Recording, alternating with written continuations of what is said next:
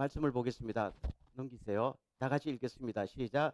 그는 하나님과 모든 백성 앞에서 행동과 말씀에 힘이 있는 예언자였습니다. 그런데 우리의 대제사장들과 지도자들이 그를 넘겨주어서 사형 선고를 받게 하고 십자가에 못 박아 죽였습니다.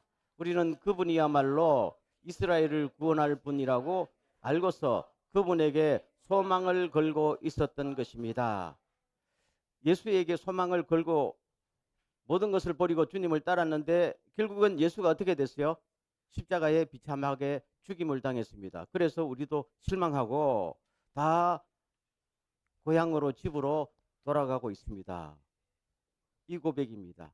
이걸 누가 했는가 하면은 예수님의 제자 중에 두 사람, 글로바라는 사람하고 아마 아내로 추정되는 마리아 두 부부가 예루살렘에서 엠마오로 낙향하고 있었단 말입니다. 얼마나 실망했겠어요. 그런데 그 시점이 언젠가 하면은 정확하게 따지면은 오늘이란 말입니다. 오늘이 무슨 말이에요? 주님이 부활하신 날. 오늘 새벽에 주님이 부활하셨죠. 그러면은 막달라 마리아가 처음으로 예수님의 부활을 봤고, 그리고 베드로에게 많은 제자들에게 삽시간에 알려졌잖아요. 근데 이 글로발한 사람도 주님이 부활했다는 말을 들었어요. 들었는데도 불구하고 안 믿었어. 안 믿으니까 집으로 그냥 낙향한 거예요. 아, 세상 끝났다. 이렇게 된 것이죠. 여기 보세요. 이게 지금 당시 AD 1세기의 기독교 공동체에서는 굉장히 유명한 사건이고 중요하게 취급되었단 말입니다.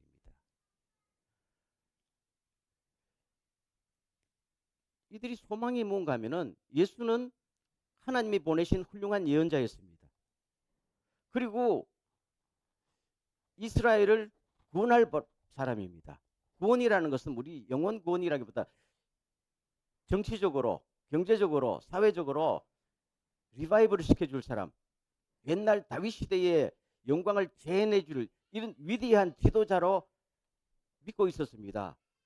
그래서 우리는 모두 그에게 소망을 걸고 있었는데 죽은 자도 살리고 기적도 행하던 그분이 십자가에 비참하게 죽었으니까 이제 모든 것이 끝났습니다. 그때 누가 나타나셨어요? 부활하신 주님께서 나타나셨어요. 처음에는 몰라봤어요. 왜 몰라봤겠어요? 주님이 너무 달라졌으니까. 부활하신 주님과 부활하기 전에 주님은 전혀 다르단 말입니다. 이미 육체의 시간과 공간의 제약을 뛰어넘은 영원한 몸을 가진 그분이 몰랐어요. 그분을 눈으로는 모릅니다. 깨닫는 눈과 깨닫는 마음이 있어야 알아보거든요. 그래서 주님께서 옆에 오시면서 자꾸 성경을 풀어서 헤쳐줄 때 눈이 뜨여지고 마음이 열려서 아, 이분이 바로 부활하신 주님이시구나 하는 걸 알았단 말입니다. 알은 순간에 어떻게 됐을까요? 예루살렘으로 다시 돌아갑니다. 이 기쁜 소식을 그렇죠?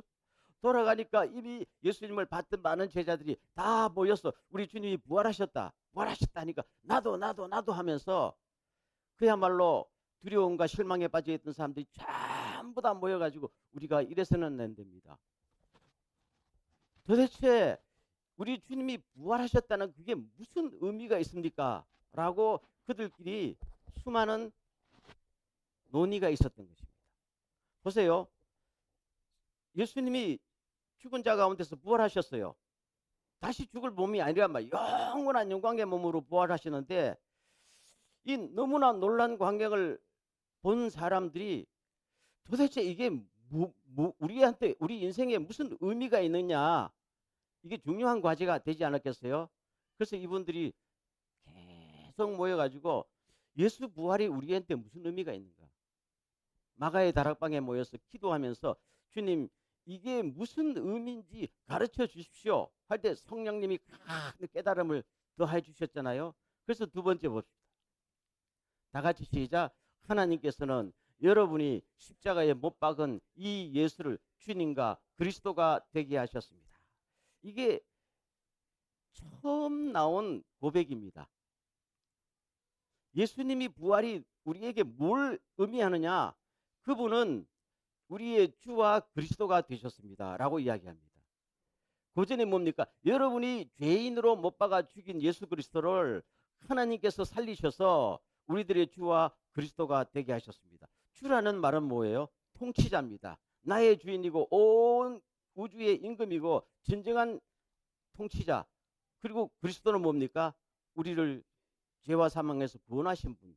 이 고백이 처음으로 여기서 나옵니다. 근데 여기서 중요한 게 뭡니까? 여러분들이 예수를 죄 있다고, 그렇죠? 죄인으로 몰아서 죽였는데 하나님께서 이걸 살리셨다는 말은 뭐예요? 예수가 죄인이 아니고 너희들이 죄인이라는 거예요. 모든 세상의 판단과 고정관념을 다 뒤집는 이 사건이 십자가에서 부활로 증명이 되었다. 그 말이에요. 그러면 이분들이 이걸 고백할 때에 마음속에 뭘 생각했어요? 예수 때문에 온 우주의 질서가 바뀐다. 예수님의 부활 전과 예수님의 부활 이후에는 모든 질서가 바뀐다. 왜요? 모든 우주의 왕은 통치자는 누구예요? 예수 그리스도. 로마 황제도 아니고 임금도 아니고 예수 그리스도가 최고의 통치자로 이제는 자리매김하셨는데 이제부터는 모든 것이 예수 중심으로 바뀌는 새로운 세상이 왔습니다. 참 놀라운 고백이죠. 이걸 기도하면서 성령 충만 받고 깨달은 다음에는 가만히 있을 수가 없어서 막 거리에 뛰쳐나서, 여러분, 예수님은 십자가에 죽으시면 부활하셔서 온 우주의 통치자가 되셨습니다. 우리의 살리시는 구주가 되셨습니다. 라고 막 소리소리로서 외치니까 사람들이, 저 사람들 오전부터 술 먹었나? 이렇게 된 거 아니에요?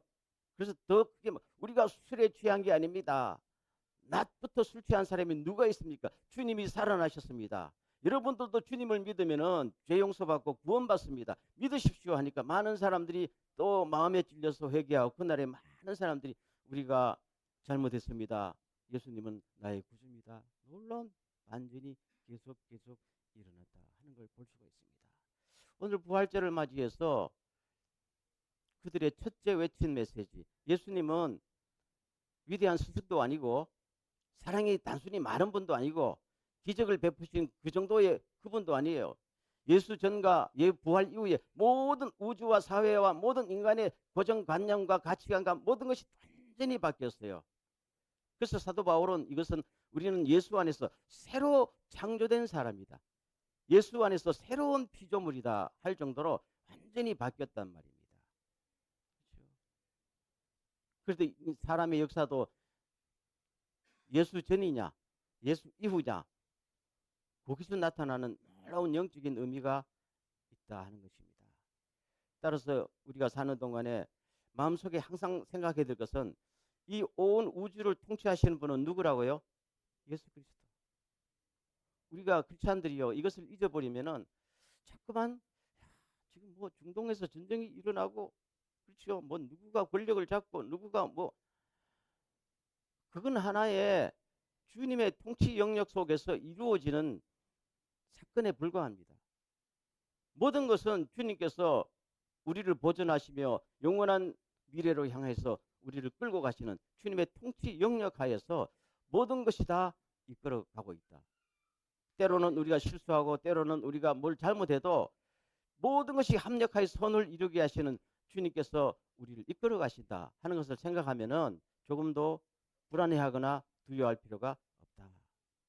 이분들은 이렇게 살았습니다. 그 로마의 박해하에서도 주님이 통치하신다. 그렇죠? 앞에 실패가 와도 주님이 나를 인도하신다.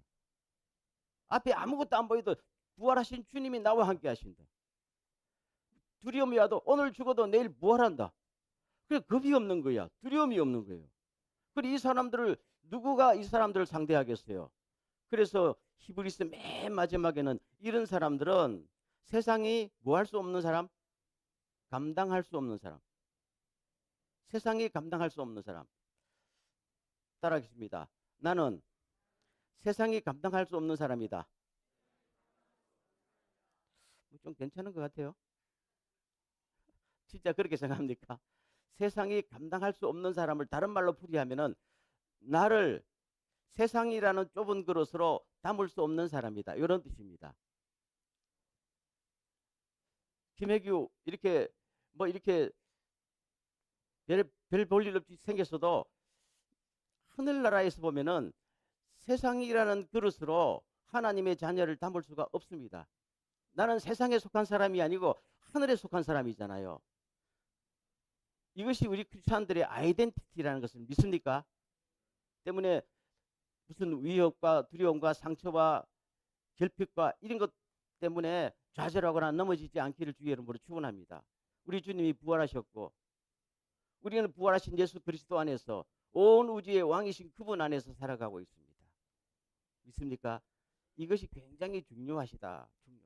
베드로가 소리는 없어요. 여러분이 죽인 예수 그리스도가 우리들의 진정한 왕이자 구주가 되셨습니다. 참 놀라운 고백이죠. 두 번째, 예수님을 그렇게 싫어하고 예수가 부활했다는 것을 갖다가 절대로 믿지 않고 예수가 부활했다고 믿는 사람들을 다 잡아 죽여야 된다고 나 길길이 뛰던 바울이라는 청년이 말입니다. 예수를 만났거든요. 말 타고 가다가 말에서 푹 쓰러졌습니다. 하늘에서 밝은 빛이 내려오니까 탁 쓰러져서 하는 말이 당신은 누굽니까?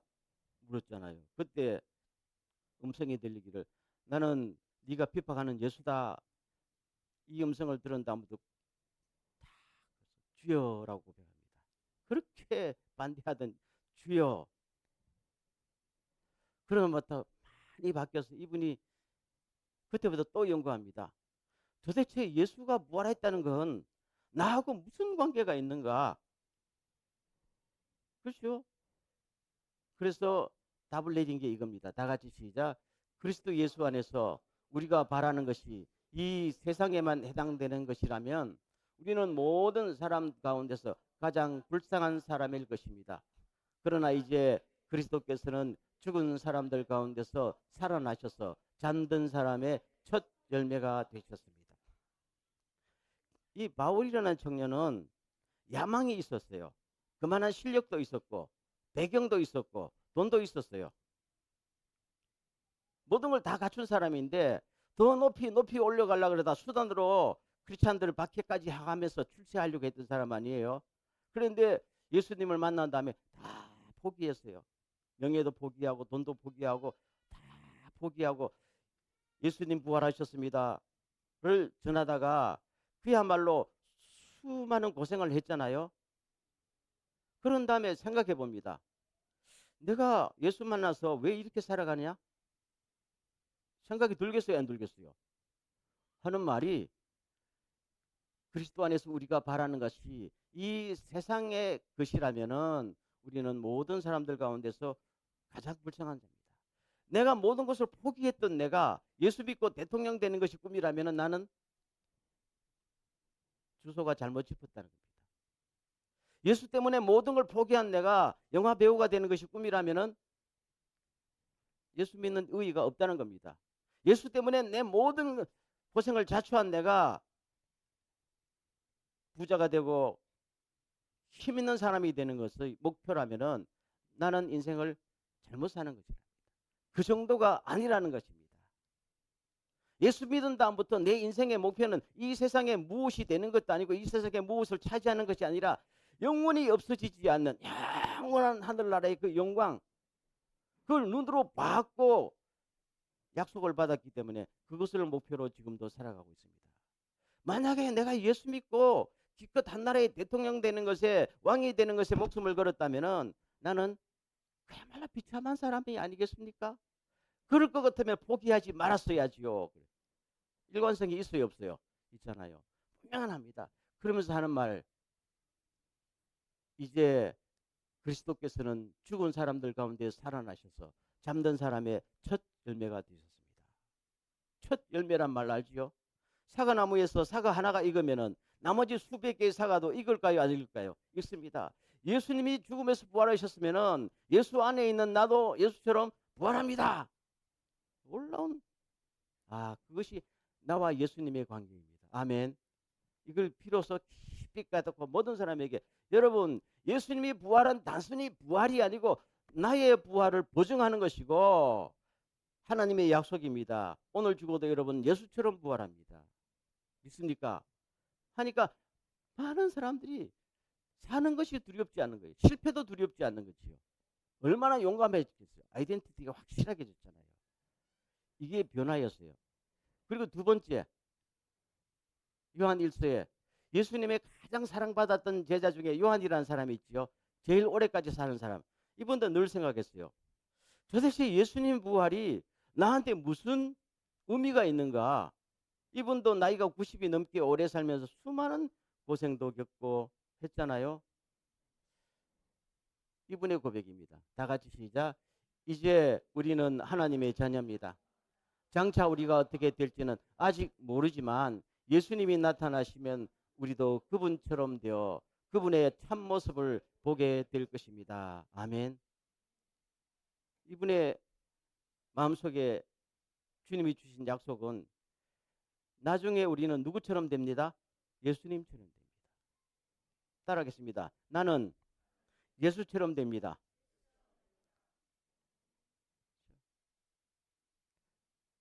내가 일론 머스크처럼 됩니다. 이게 아니에요.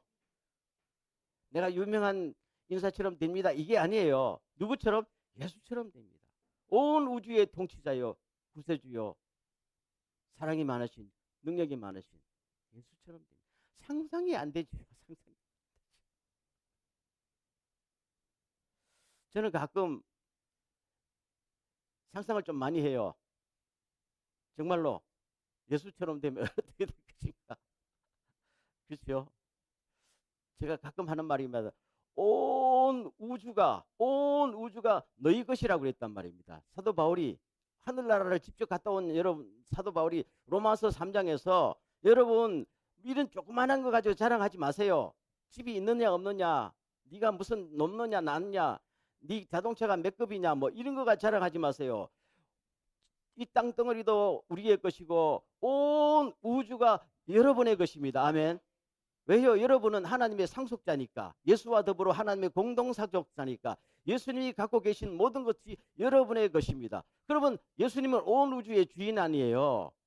우리와 더불어 온 우주를 다스리고 우리도 주님처럼 다스리게 만들어 주신다고 그랬으니까 가만히 생각해 보면은, 이야, 참 대단하지 않아요? 대단하지 않아요? 지구 안에서 복작복작 할 것도 없고 이제 겨우 달 날아갔다고 난리칠 것도 없고, 그때 되면 주님처럼 부활한 몸으로 시간과 공간을 초월해서 온 우주가 우리의 통치 영역 속에 들어간다. 믿습니까? 제가 이렇게 말하면 목사님 그게 가능할까요? 이렇게 생각하는 사람이 있는데 저는 안 봐서 모릅니다. 이건 주님의 약속입니다. 성경의 약속입니다. 그래서 그분처럼 될 것이며 그분의 참모습을 보게 될 것입니다. 여러분 예수님의 진짜 모습을 본 적이 있어요? 없어요. 제자들도 본 적이 없어요. 진짜 하늘나라에서 온 우주를 통치하시는 그 영광스러운 예수님의 모습을 아직 아무도 본 사람이 없단 말입니다. 요한은 그렇게 써요. 그분의 참모습을 보게 될 텐데 우리도 그분과 같이 될 것입니다. 얼마나 가슴 설레겠어요. 놀라운 이야기죠. 기대가 됩니까? 따라하겠습니다. 사람 우습게 보지 마라. 그렇죠? 우리는 하나님의 자녀입니다. 믿으십시오. 이걸 딱 있으면은요, 어떠한 역경도 이겨나갑니다. 주님이 나와 함께 계십니다. 참 놀랍습니다. 신앙 아주 단순해요. 복잡하게 생각할 거 없어요. 주님 부활하셨으니까 나도 부활하고, 주님이 영광스러움처럼 변화되었으니까 나도 변화될 것입니다. 놀랍잖아요. 마지막. 자, 오늘 마지막입니다. 다 같이 시작. 하나님 앞에서는 아무것도 숨길 수가 없습니다. 우리가 모든 것을 고백해야 할 그분의 눈앞에는 모든 것이 벌거숭이로 드러나게 될 것입니다. 아멘. 저는 예수를 쭉 믿어오면서 항상 의문이, 나중에 우리가 천국 가면, 부활해서 천국 가면은 영광스럽게 되는 건 중요한데 저 사람하고 같이 가는 거는 되게 가기 싫다는 생각이 들 때가 있어요. 저 인간하고 나하고 같이 천국에 가야 되냐? 그럼 또 목사님 사랑이 없는 거 아니에요? 저도 사랑이 있으려고 노력하는데 아무리 해도 도대체 같이 가고 싶지 않아. 여러분은 저하고 좀 다르고 되게 거룩한가 보다. 저는 솔직히 그런 사람이 있어요. 여러분도 있어요, 없어요?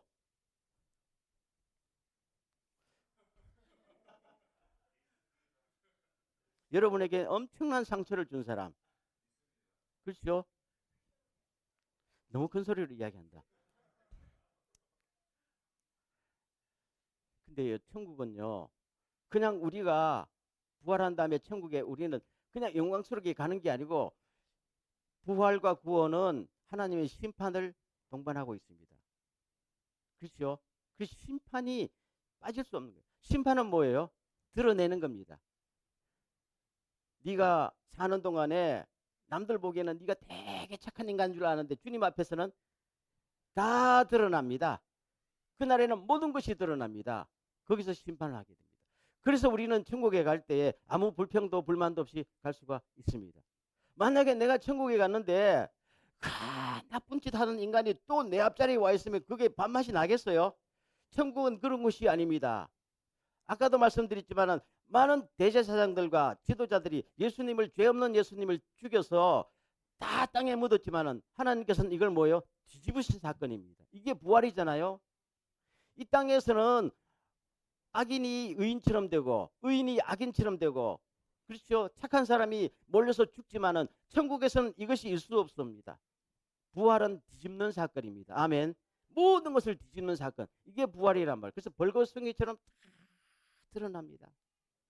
그래서 우리는 천국에 갈 때 어떠한 마음의 불만도 없이 의심도 없이 감사하게 주님을 바라볼 수 있게 된 겁니다. 왜 주님 저 사람은 이게 아니란 말입니다. 좋지요? 그게 천국이라고 정확히 말합니다. 그래서 벌거숭이처럼 다 드러납니다. 그래서 우리는 진짜로 감사합니다. 감사합니다.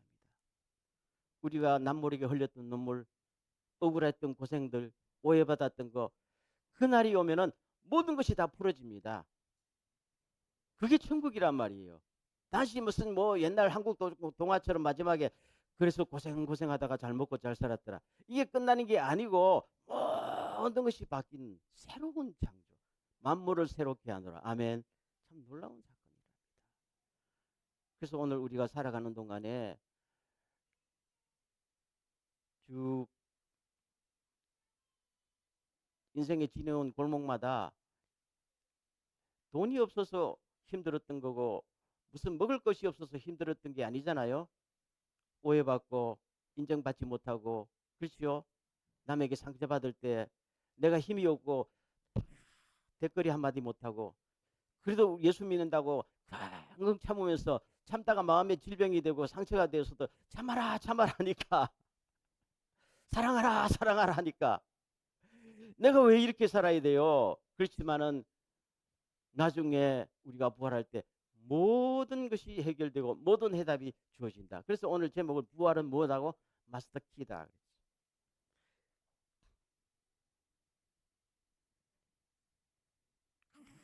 큰 건물에 방이 뭐 수백 개 있잖아. 그렇죠? 요새는 다 전자키로 있지만 옛날에는 다 열쇠 있었잖아요. 근데 모든 방을 열 수 있는 키가 뭐예요? 마스터 키예요. 저도 그걸 어떻게 만드는지 몰라요. 제가 옛날에 서울에 있을 때 제 교회당을 새롭게 크게 지었거든요. 엄청난 교회당을 지었는데 그 교회당 안에 방이 한 300개 내지 400개 됐을 거야. 근데 어느 날 담임 목사님이 다 강단에서 여러분 이게 마스터 키입니다 그러더라고요. 나 처음 봤어요. 이게 우리 교회에 있는 모든 방을 이 키로 다 열 수 있습니다. 그렇죠? 여러분, 내가 이해가 안 되는 날은, 이해가 안 되는 사건이 있으면 부활 때에 이해가 됩니다. 내가 납득할 수 없는 것도 부활 때는 납득이 됩니다. 내가 참았던 모든 것도, 내가 모든 것도 다 부활 때는 납득이 됩니다. 부활이 없으면은 우리는 절대로 해답이 있을 수 없어요. 인류의 역사나 인생이나 모든 것이 부활에 있으면 모든 것이 반전되고 모든 것이 해결되는, 이게 주님의 부활입니다. 죽음의 권세를 꺼뜨리고 부활하셨습니다. 아멘. 다시 한번 예수님 부활하셨습니다. 나도 부활합니다. 아멘.